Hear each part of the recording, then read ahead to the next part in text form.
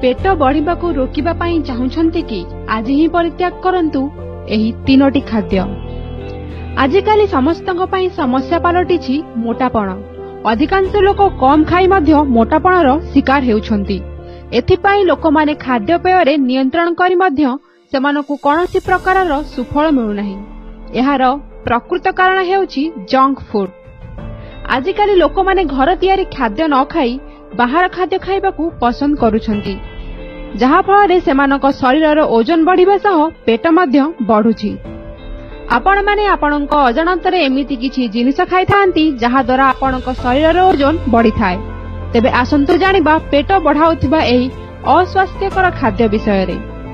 आलू चिप्स खाइबाकू आजिकाली सबु युवक युवती माने पसंद करुछन्ति, किंतु आपण जानिछन्ति कि पेटर चर्बी बढ़ाइबा पई आलू चिप्स रो भूमिका अधिक। एथिरे सैचुरेटेड फैट एवं कैलोरी रही थाए, जहा एब्डोमिनल फैट को शीघ्र बढ़ाई थाए। एही समस्या को दूर करिबा पई आज ही आलू चिप्स खाइबा बंद करंतु। बेले बेले लोक माने ओजन कम करिबा पई डाइट सोडा पीबा आरंभ करिथांती, किंतु एहाको पीबा द्वारा खूब शीघ्र पेटरे चर्बी बढ़ी थाए। डाइट सोडा रे कम कैलोरी थिबा भाबी लोक माने एहाको पीथांती, किंतु एहाको अधिक पीबा द्वारा शरीर रे कैलोरी जमा होई पेटर चर्बी को बढ़ाई थाए।